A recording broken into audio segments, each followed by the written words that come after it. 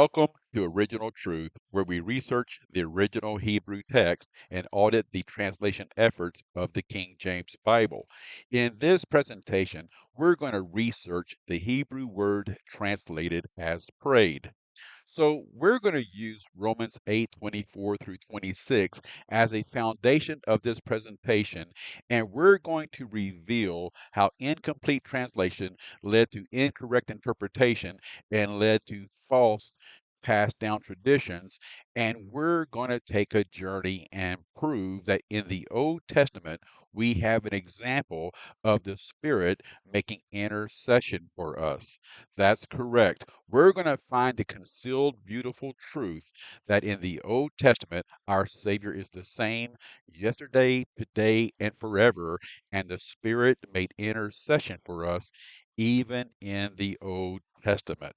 Glory to the King. Let's begin our journey by first revealing that this Hebrew word translated as prayed occurs 19 times in the original Hebrew text, but the words pray, prayer, or prayed occur 343 times in the King James Old Testament. So now let's look at the first occurrence of this Hebrew word, and that's in Genesis chapter 20, verse 7, where it says, "Now therefore restore the man his wife, for he is a prophet, and he shall pray for thee, and thou shalt live. And if thou restore her not, know that thou shalt surely die, thou and all that are thine." Wow. So this is a pretty powerful prayer, right?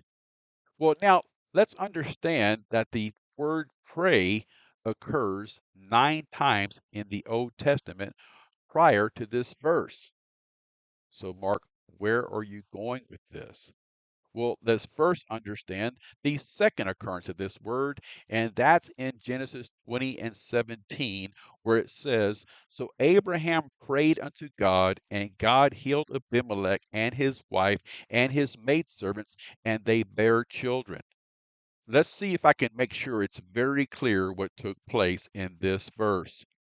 Abimelech the king and his wife and his maidservants were all ill because they were healed.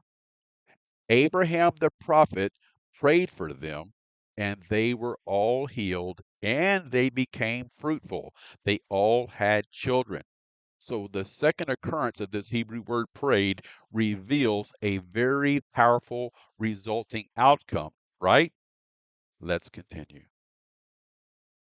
Let's look at the third occurrence of this Hebrew word, which takes place in Numbers 11, verses 1 and 2. And it says, "And when the people complained, it displeased the Lord, and the Lord heard it, and his anger was kindled, and the fire of the Lord burnt among them, and consumed them that were in the uttermost parts of the camp. And the people cried unto Moses, and when Moses prayed unto the Lord, the fire was quenched." So once again, we have a third occurrence where a man is praying for others with a wonderful outcome. These people were blessed because of Moses' prayer. Abimelech and his house was blessed because of Abraham's prayer, right? Okay, so now we're ready to return to these 9 occurrences of the word pray that took place before Abraham's prayer in Genesis 20 and 7. And here's my problem. I have children that left my house before I learned Hebrew, and my children now have children. My children do not have any appreciation because I taught them very well not to have respect for the Hebrew language. I did this. I was a church attendee, and the King James Bible is divine and inspired. There is no need to check it, no need to research it. None of that is necessary.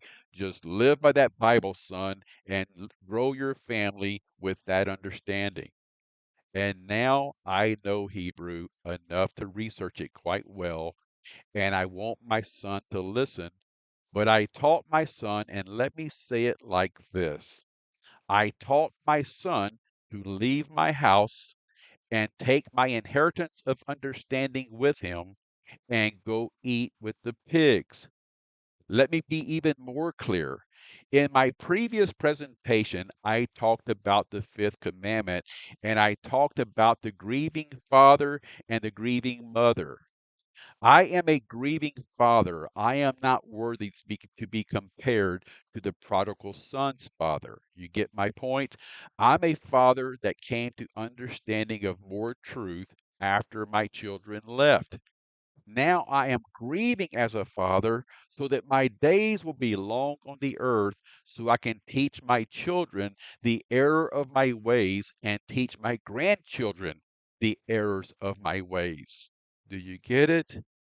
And so I have this word pray occurs 9 times prior to Abraham's prayer for Abimelech in Genesis 20 and 7. Let's go look in more detail and see what this word is truly all about. Glory to the King. Okay, so now it's time to be very forthcoming about where this presentation is going. Okay? So I said before, and hear very carefully, that I said this Hebrew word occurs 19 times with that exact spelling, and that is 100% correct.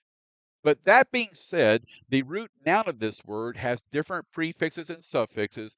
I was able to find 14 more occurrences of the root noun with different prefixes and suffixes. I call that being forthcoming. I call saying this. I found 14. There may be more, but I was able to find 14 more. I'm calling that me being forthcoming to be truthful about what I research. Okay? So now here's why I said that. The translators translated this Hebrew word na as pray. 343 times we have the word pray, prayer, or prayed in the Old Testament. Okay? My children do not know the difference in the word pray in the King James translations. They don't know if it's this Hebrew word nah or if it's this Hebrew word used by Abraham to pray for Abimelech. They just see the word pray or prayed, and that's all they know, right? How would they know it's a different Hebrew word with an incredibly different meaning, an incredibly different understanding? I attended church for more than 4 decades. I was devoted to the King James Bible, and I taught my kids to be equally devoted. I am a grieving parent because now I know it's different. Now I know that the translations were not nearly as forthcoming as I'm being in this presentation. So there are 407 occurrences of the Hebrew word na. I have 378 more occurrences to go research to see if it's translated as pray or if it's translated as now or if it's translated as oh. Come on, people. It has to be more forthcoming than this. How would my children know this? I am a grieving parent who sent my children off with my inheritance of understanding, and now they are eating with the pigs.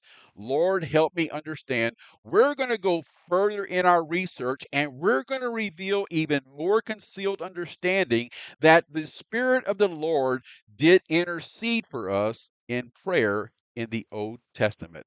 Glory to the King. Okay, so let me be very clear. I want to be really thorough in my research and in my next presentation, part 2 of prayer. I am going to be committed to it. It will be my next video. I will not postpone this presentation. It will be my next video.